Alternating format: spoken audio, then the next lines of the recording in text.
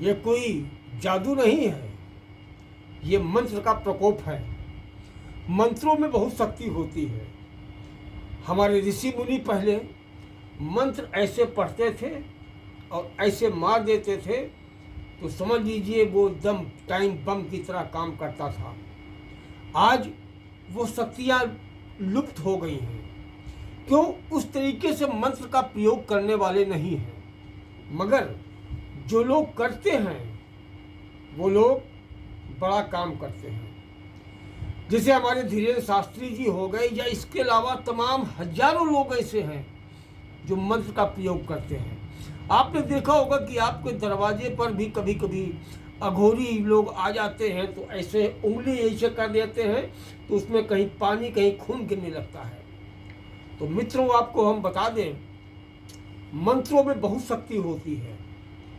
यदि व्यक्ति धार्मिक आस्थावान है और भगवान पर समर्पित है तो वो मंत्र जो पढ़ के किसी को फूंक भी मार देता है तो उसकी बीमारी भी ठीक हो जाती है। बहुत शक्ति है।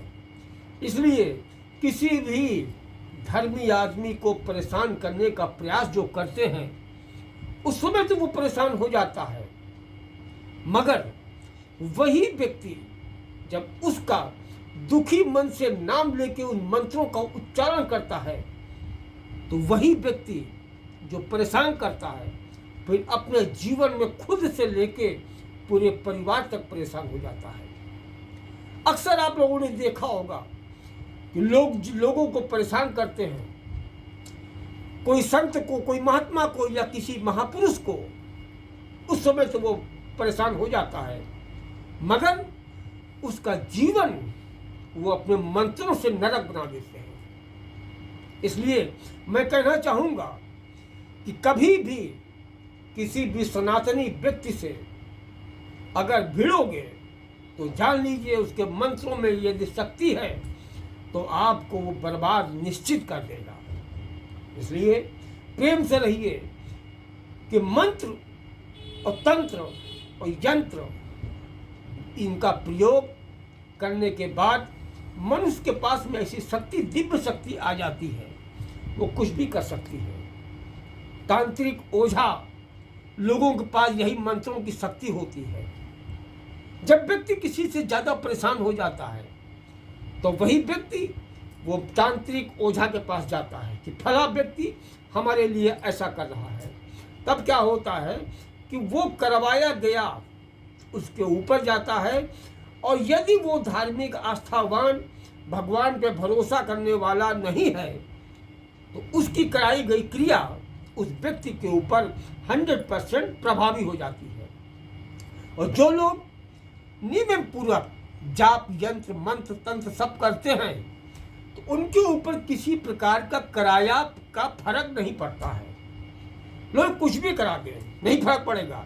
यदि उसके भीतर धार्मिक आस्था का प्रभाव नहीं है तो कोई कुछ भी कर देगा, नाम लेके फूंक मार देगा तो तब भी उसका दुष्परिणाम उसके सामने हो जाएंगे। इसलिए मित्रों का याद रखिएगा, किसी भी धार्मिक आदमी को परेशान अगर किया है तो ये निश्चित जान लीजिए आज नहीं तो कल, कल नहीं तो परसों मुझे भी परेशान होना पड़ेगा। और ये बात तो सब लोग जानते हैं कि जो लोग बैंक में पैसा भी जमा करते हैं तो उतना नहीं मिलता, कुछ बढ़ के मिलता है। यदि आपने किसी को परेशान किया है तो ऊपर वाला उसमें ब्याज सहित आपको आज नहीं तो कल, कल नहीं तो परसों वो वापस जरूर करेगा। क्योंकि बाल जो ऊपर फेंकी जाती है ऊपर नहीं चली जाती है, वापस कुछ देर के बाद अवश्य नीचे आती है। ये मित्रों याद रखिएगा, भगवान पे भरोसा रखिएगा, किसी का दिल तोड़ने का प्रयास मत करिएगा। आज दिल किसी का तोड़ा है, कोई दिल आके आपका तोड़ेगा, घर बार भी टूट जाएगा। जय श्री राम।